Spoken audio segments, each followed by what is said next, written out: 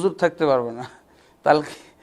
এই সময়ও তালকিন দেওয়া হয়, কি বলে তালকিন দেয়, মান রব্বুক, কুল রব্বি আল্লাহ, এগুলো বেদাত।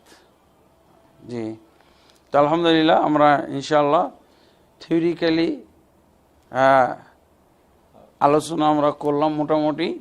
এরপর আমরা প্র্যাকটিক্যালি ইনশাআল্লাহ এখন দেখানোর চেষ্টা করব গোসলটা বিশেষভাবে সবচেয়ে এর মধ্যে গুরুত্বপূর্ণ পার্ট, যেটা আমাদের জানি না বলি, পারি না বলি, এই পার্ট দুটো আমরা একটু বাস্তবে দেখানোর চেষ্টা করব ইনশাআল্লাহ। এক্ষুনি আমরা এর জন্য তৈরি হচ্ছি, আপনাদের মনোযোগ আকর্ষণ করছি। আপনারা এই টেবিলের দিকে দেখতে থাকুন। আমরা গোসল কিভাবে দেওয়ানো হয়, আমাদের সামনে তো এই মুহূর্তে কোনো মৃত ব্যক্তি সামনে আনি নাই, তা আমরা কোনো এক ভাইকে শোয়ে আমরা এই কাজটা আপনাদেরকে দেখাবো, প্রদর্শন করবো ইনশাআল্লাহ।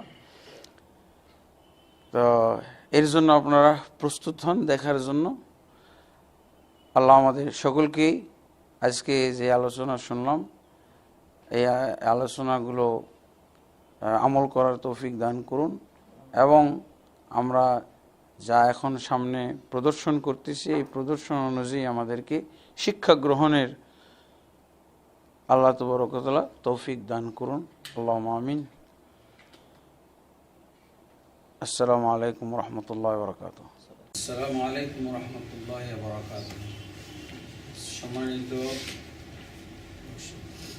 মুসলিম দর্শক ভাই ও বোনেরা, আমরা আপনাদের সামনে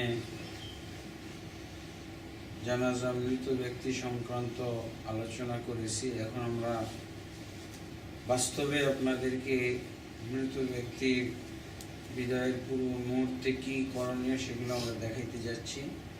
এই মুহূর্তে আমরা একজনকে আমাদের সামনে রেখেছি।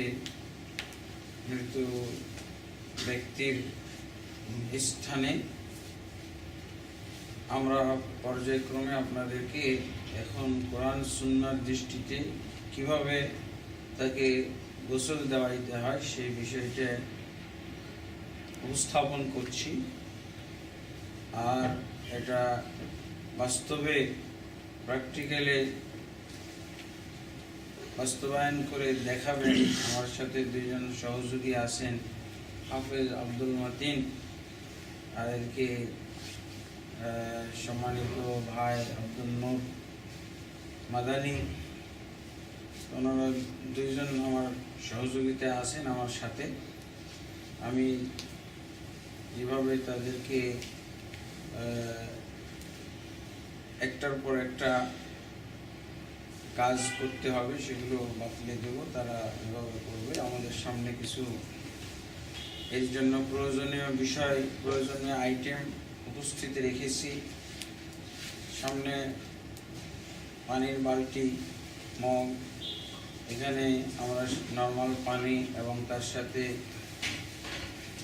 বরই পাতার গুঁড়া মিশ্রিত অথবা তার পরিবর্তে সাবানের ব্যবস্থা রেখেছি, কর্পূর। আলহামদুলিল্লাহ, আমরা যে সমস্ত জিনিস প্রয়োজন মৃত ব্যক্তিকে গোসল দেওয়ানোর জন্য, প্রথমে সাদা পানি, তার সাথে থাকবে বরই পাতা অথবা তার পরিবর্তে যদি বরই পাতা পাওয়া সম্ভব না হয় তাহলে তার পরিবর্তে সাবান ব্যবহার করা যেতে পারে। এবং লাস্টে কর্পূর, যেখানে কর্পূর মিশ্রিত পানি, এই কর্পূর মিশ্রিত পানি দিয়ে ধোয়ানো হবে। তারপরে ধোয়ানোর পর সুগন্ধি মাখানো হবে। এরপরে ইনশাআল্লাহ আমরা বাকি জিনিস আপনাদের সামনে দেখাবো। তো পর্যায়ক্রমে দেখাচ্ছে কিভাবে আমরা মৃত ব্যক্তির কাপড় খুলতে পারি। তার নর্মাল পোশাক, যেহেতু তাকে গোসল দেওয়ানো হবে, তাকে মাইয়িতের কাপড় পরানো হবে, তবে একটা কাপড় মানে নাভির থেকে শুরু করে টাকনা পর্যন্ত, না হাঁটু পর্যন্ত এমন একটা কাপড় রেখে নিতে হবে। তারপর এই জামা খুলে ফেলতে হবে, যদি একটা জামা থাকে তাহলে সেটা খুলে ফেলতে হবে, যদি লুঙ্গি পায়জামা থাকে তো এই কাপড়ের নিচ দিয়ে হাত ঢুকিয়ে ওটা টেনে বের করে ফেলতে হবে। এরপরে সে প্রস্তুত হয়ে গেল গোসলের জন্য। তো তারপরে প্রথম কাজ হলো এরপরে তার পেটের ভিতরে কোনো বাতাস থাকতে পারে, তারপরে কোনো ময়লা মলমূত্র হয়তো বের হওয়ার উপক্রম থাকতে পারে, এই জন্য পেট এটা উঠিয়ে বসাতে হবে। তার আগের কাজ অবশ্য আর একটু ছিল, সেটা হলো তার চেক করা, হাত পা গুলো চেক করা যে সেগুলো মুভ করতেছে কিনা, এবং যদি না করে ওটা একটু ফ্রি করতে হবে। যেমন প্রথমে তার হাতের এবং দেহের অঙ্গ প্রত্যঙ্গ গুলো মুভ করতেছে কিনা, স্বাভাবিক আছে কিনা ওটা চেক করে নেবে, ফ্রি করে নেবে এইভাবে।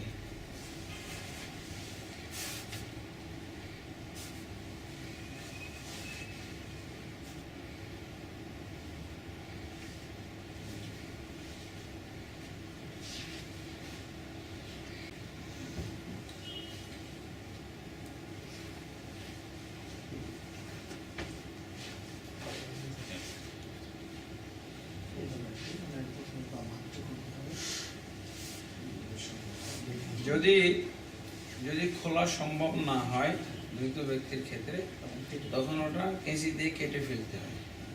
আর যদি খোলা সহজ থাকে তাহলে তাহলে খুলে ফেলবে।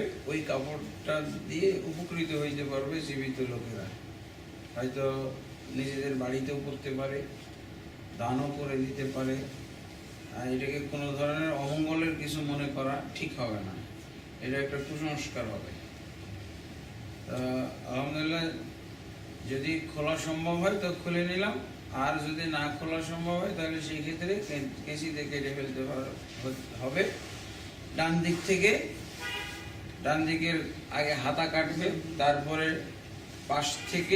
ডান পাশ থেকে তার একেবারে পুরা জামা কেটে ফেলবে, এরপরে বাম দিক থেকে।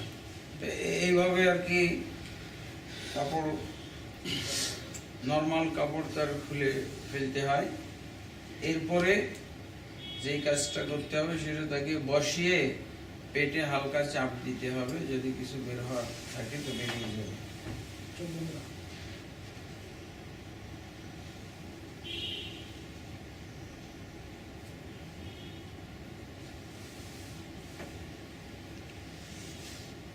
এরপরে পানি ঢালতে হবে এখান দিয়ে, দাঁড় করিয়ে উঠিয়ে এখান দিয়ে পানি ঢালতে হবে। এভাবে পানি ঢাললো, ঢালার পর ওই যে ন্যাকড়া পেঁচিয়ে, কটনের ন্যাকড়া পেঁচিয়ে ছিল তো, হ্যাঁ ওগুলোই, কটনের ন্যাকড়া পেঁচিয়ে তয়লার নিচ দিয়ে হাত দিয়ে ওই ময়লা যেগুলো ভিজা কাপড়, ওই ভিজা ন্যাকড়া দিয়ে পরিষ্কার করে নেবে। জি, তল দিয়ে হাত দিয়ে সাইড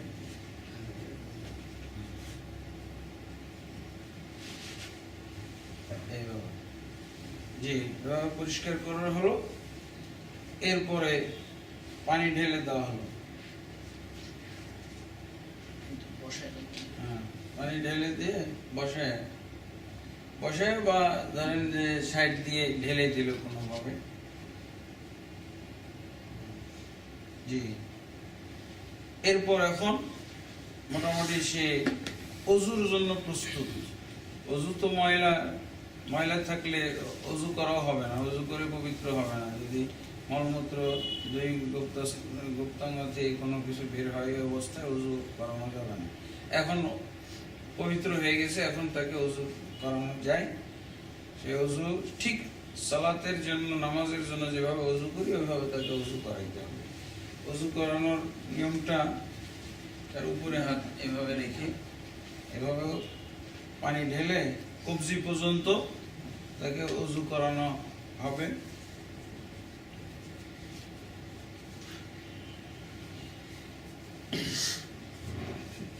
এরপরে বাকি কাজগুলো, ওযুর কুলি করানো যেহেতু মৃত ব্যক্তি, সে মুখে পানি নিতে পারবে না, পানি ফেলতে পারবে না, পানি বরং ঢুকাইলে হয়তো তার আরো অসুবিধা হইতে পারে। এই ক্ষেত্রে পানি ভিজিয়ে তার মুখটা, দাঁতটা, ঠোঁটটা একটু ধুয়ে ফেলা। এমনিভাবে নাক ওই ভিজা কাপড় দিয়েই নাকটা পরিষ্কার। তার এবার ওযু মানে কুলি করা হয়ে গেল, নাকে পানিও ব্যবহার হয়ে গেল, এবার মুখ ধোয়ানো হবে।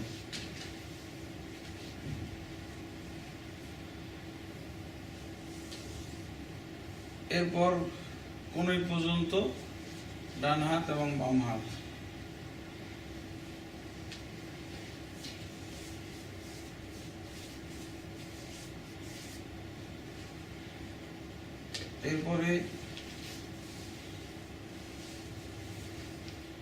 এরপরে মাসে করানো মাথা এবং কান।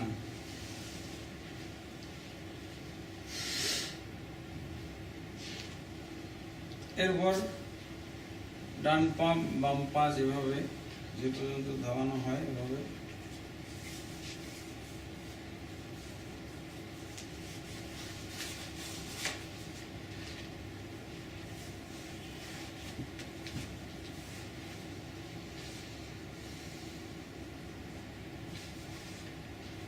ওযু করানো শেষ।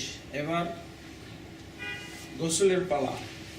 প্রথমে মাথা দিয়ে ফেলবে, মাথাতে পানি ঢেলে মাথাটা পুরো গলা পর্যন্ত এখান থেকে দিয়ে ফেলবে।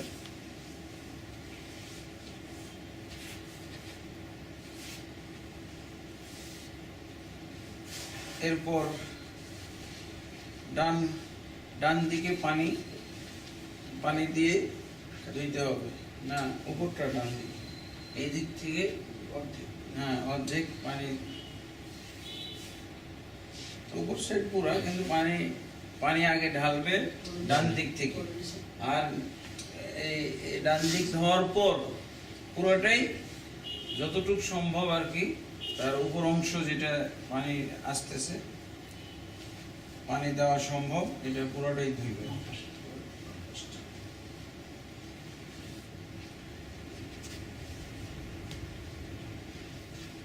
এরপর তাকে কাত করানো হবে।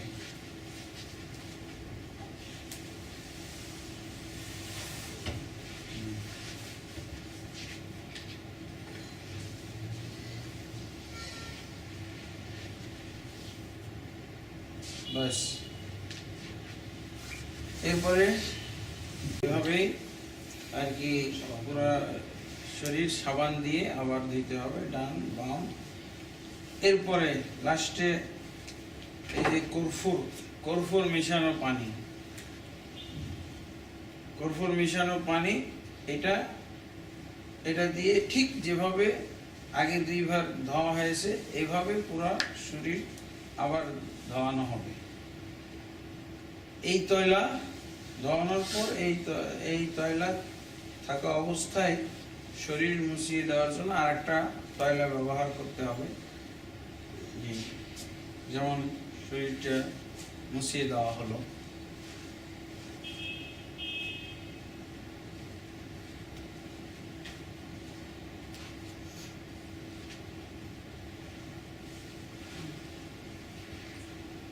এই কাপড়ের নিচ দিয়েও যতদূর পর্যন্ত মোছানো সম্ভব মুছিয়ে দিতে হবে। আর এই পর্যন্ত যে আমরা দেখলাম, নারীর ক্ষেত্রেও একই, যেহেতু নারীদের গোসল দেওয়া হবে নারীরাই, এই জন্য একই নিয়ম, নারীদের ক্ষেত্রেও এই একই নিয়মই হবে। তাদেরও এই অংশটাই ঢেকে দেওয়া হবে। এরপরে তার গোসল দেওয়ানো হবে একই নিয়মে, তারপরে মুছে নেওয়া হবে। এরপরে আসবে কাফন পরানোর পালা। পুরুষের ক্ষেত্রে কাফন আমরা 3টা বলেছিলাম, যেহেতু বর্তমান যুগে 3টা সবারই মোটামুটি সামর্থ্য আছে। মাথা কোথায় থাকবে? মাথার এই পাশে।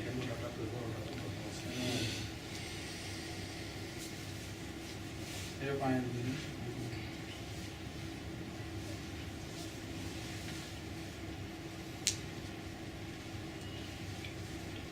মাথা ওই পাশে থাকবে। এখানে আমরা এই কাফনের কাপড় বিছানোর আগে বেল্ট বিছিয়ে নিয়েছি, যেই বেল্ট দিয়ে লাশ বাঁধা হবে জড়িয়ে। তো এটা 7টা পর্যন্ত দেওয়া যায়, 7, 5, 3। বেজোড় হওয়াটাই হলো উত্তম, বেজোড় হওয়ার নিয়ম আছে। এটা মাথার সাইড বাঁধার জন্য, আর এটা মাঝামাঝিতে বাঁধার জন্য, আর এটা মায়ের শেষে বাঁধ দেওয়ার জন্য। এই 3টা আমরা আপাতত দিয়েছি।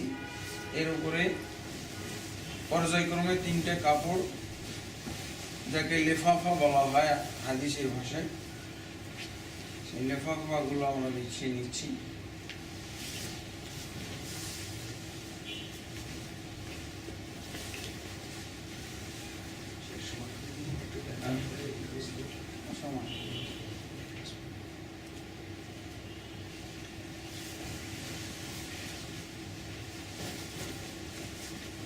এরকম একটু ছোট আছে।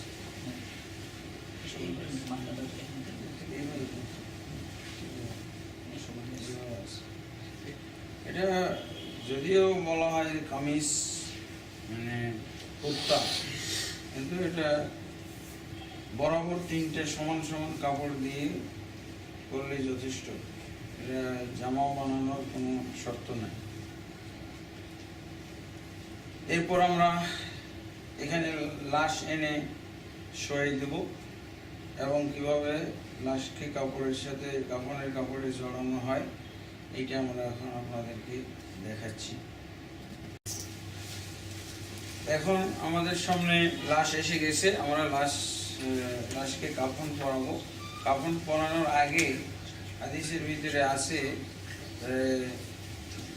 তাকে আতর বা সুগন্ধি দেওয়া, এবং সুগন্ধি দেওয়ার নিয়ম হলো 7টি জায়গায়, যে সমস্ত জায়গায় উপরে সেজদা সালাত পড়তো, সেজদা করতো, যেই 7টি জায়গায়, এই 7টি জায়গায় আতর বা সুগন্ধি লাগানো।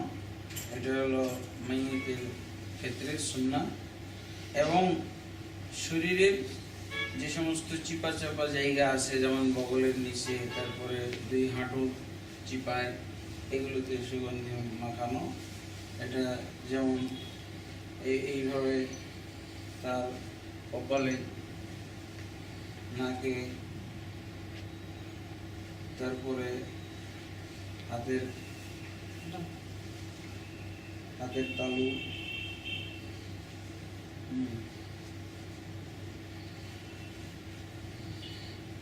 তারপরে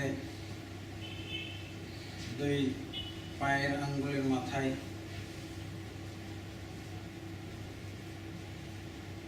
বগলের চিপাই, হাঁটুর চিপাই,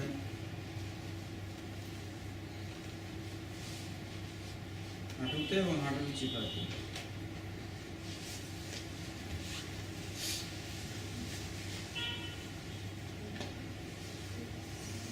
এভাবে আতর মাখানো হলো।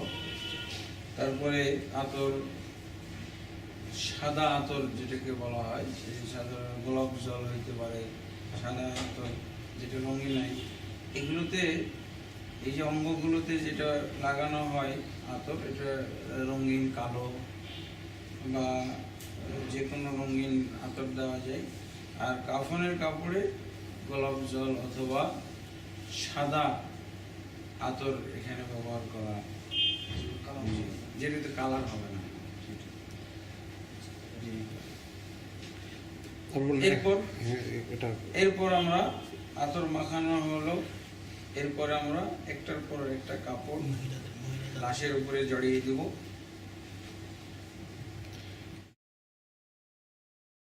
মহিলার ক্ষেত্রে সহিহ হাদিস অনুযায়ী এই 3 কাপড়ই যথেষ্ট। ঠিক যেভাবে আমরা এই পুরুষ লাশের কাপড় জড়াচ্ছি, এইভাবেই নিয়মটা, মানে তাকে কাপড় আবৃত করে ফেলা। আমরা আগেই বলেছিলাম যে 3 কাপড়, 5 কাপড়, 2 কাপড়, 1 কাপড়।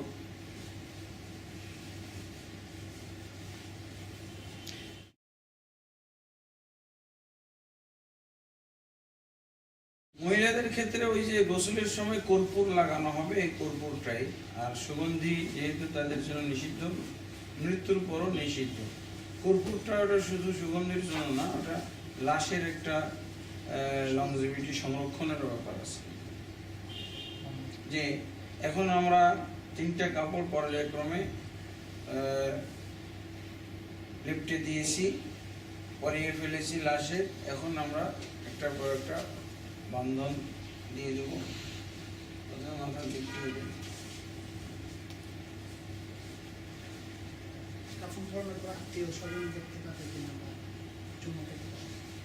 কাফন পরানোর পরও ইচ্ছে করলে আত্মীয় স্বজন যারা দেখে নাই তারা দেখতে পারে, চুমু খেতে পারে। এটা জায়েজ আছে, এটা অনুমতি আছে শরীয়তে, বাধা নেই। কিন্তু এটা সবাইকেই দেখাইতে হবে এটার কোনো নিয়ম নেই। যে কেউ না দেখতে চাইলেও একটা প্রদর্শনী করা একটা নিয়ম, এটা ঠিক না।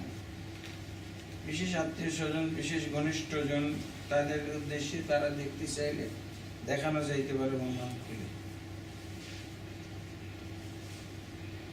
জি, এরপরে লাশ এখন প্রস্তুত জানাজার জন্য।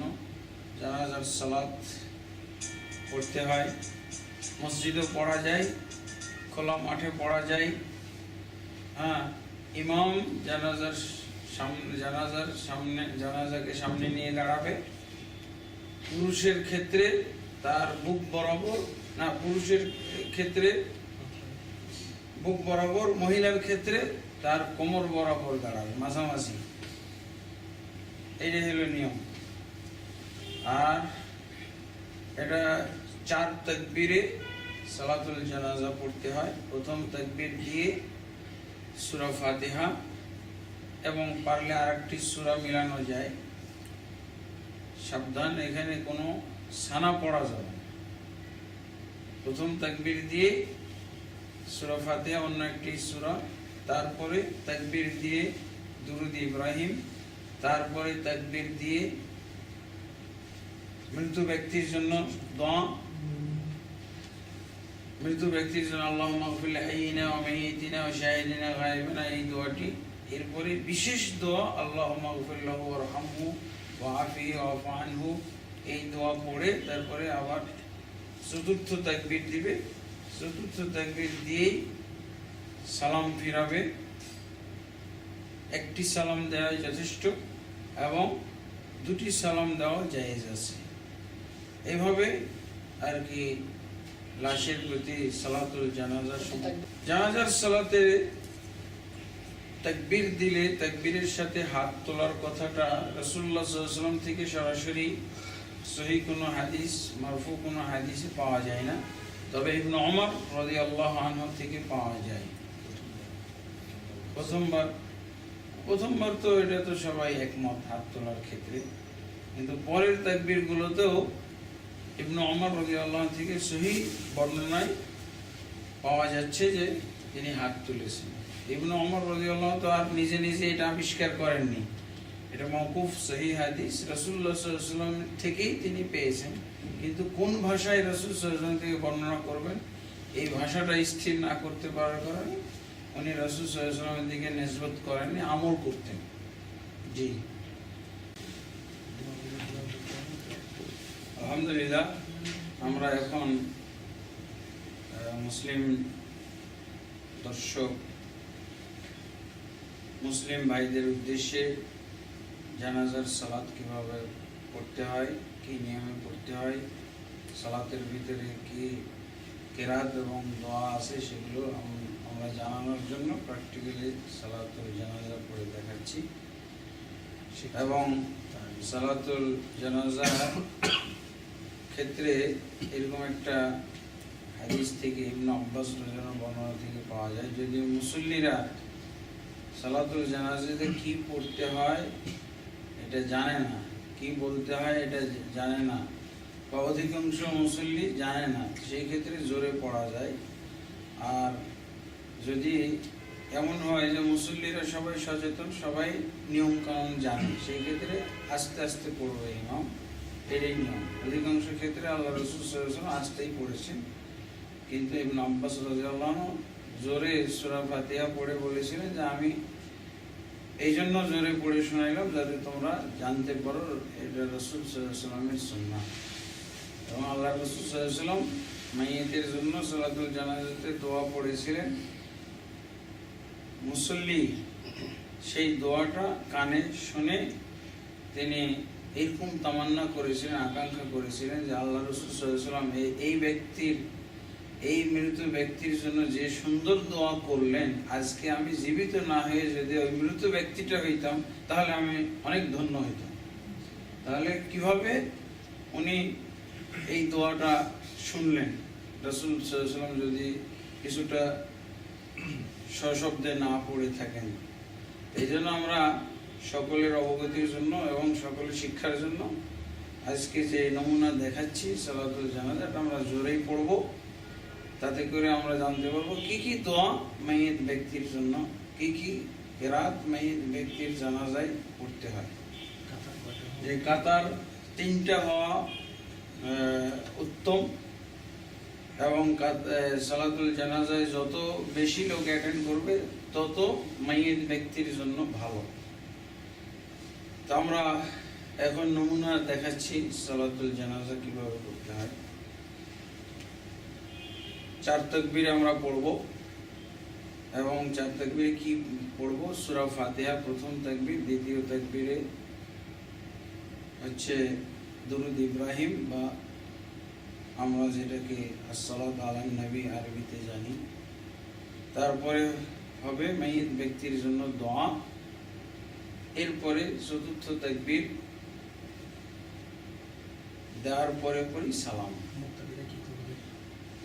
মুক্তাদিরাও প্রত্যেকেই পড়বে এই দোয়াগুলো, প্রত্যেক মুক্তাদি পড়বে, যদি জানে তাহলে সবাই পড়বে, অন্যথায় ইমামের সাথে সাথে পড়বে এটা, অথবা ইমামের সাথে সাথে বিশেষভাবে সূরা ফাতিহাটা শুনবে মনোযোগ সহকারে, অথবা ইমামের পিছনে পিছনে পড়ে নিতে পারে। জি, আমরা তাহলে সালাতুল জানাজার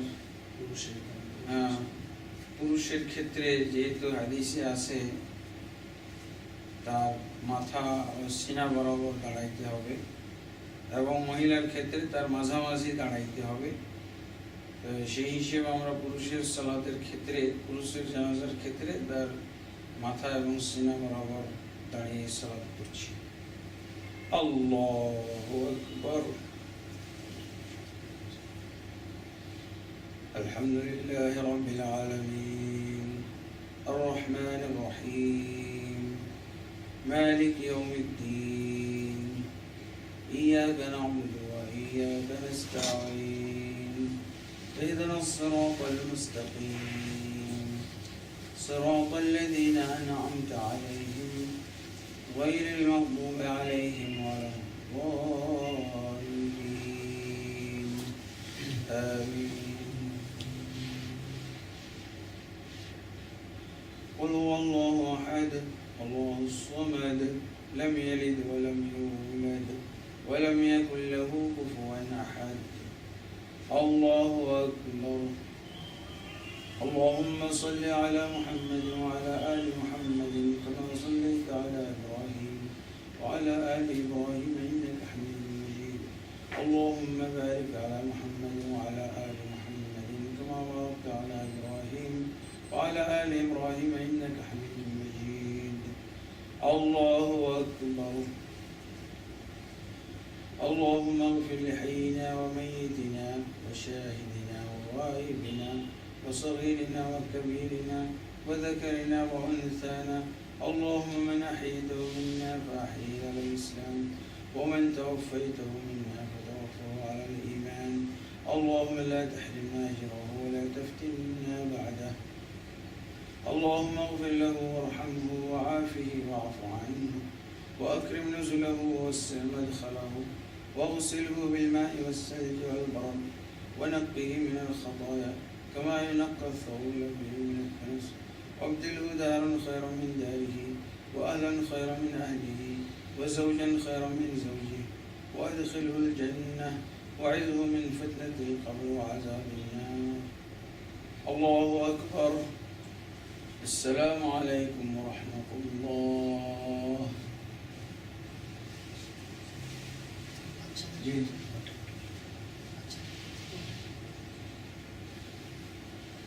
বাচ্চাদের ক্ষেত্রে সালাতুল জানাজা, বাচ্চাদের ক্ষেত্রে যারা 4 মাসের শিশু যদি হয় তাদের ক্ষেত্রে জানাজা পড়া যায়। 4 মাসের শিশু মায়ের পেটে রূহ আসার পর মারা গেছে, মরা অবস্থায় ভূমিষ্ঠ হয়েছে। এরপরে 7 বছর পর্যন্ত, 7 বছরের নিচে পর্যন্ত তাদের জন্য সালাতুল জানাজা এটা হলো সুন্নাত কিফায়া। যদি নাও দেয় জানাজা তো গুনাহগার হবে না কেউ। আর এই সুন্নত আদায় করার কারণে আমরা নেকি প্রাপ্ত হব।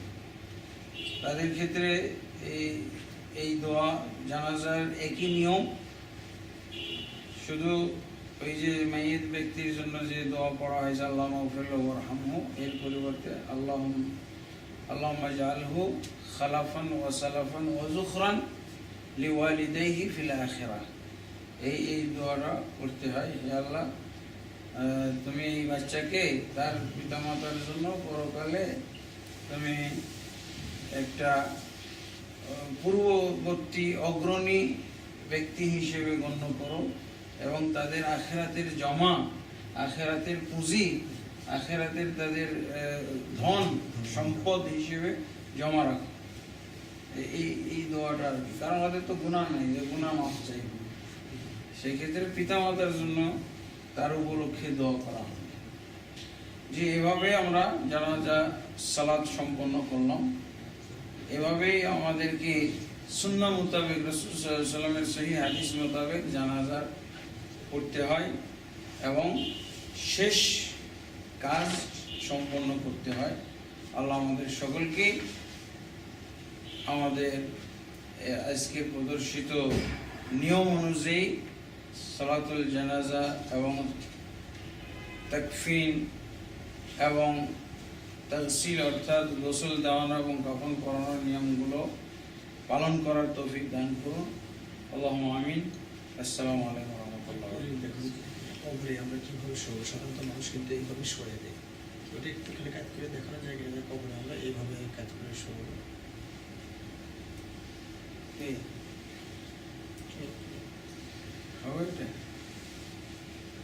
এখন আমরা কবরে কিভাবে শোয়াইতে হয় কিবলামুখী করে, ডান কাত করে, সেই জিনিসটা আমরা দেখাবো।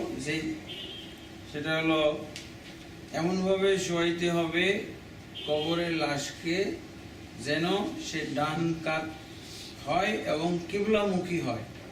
ডান কাত যেভাবে আমরা নর্মাল বিছানায় ডান কাতে শুই সেটা আমল, আর একটা হলো কিবলামুখী তাকে করা। সেই ক্ষেত্রে যদি কবরটা ওই নিয়মে খনন করা হয় তাহলে তো ভালো, আর যদি কবর ওই নিয়মে না খনন করা হয় তাহলে তার পিঠের দিকে কোনো একটা কিছু মাটি দিয়ে অথবা অন্য কিছু দিয়ে, যেমন আমরা এই মুহূর্তে দেখাইতে পারি,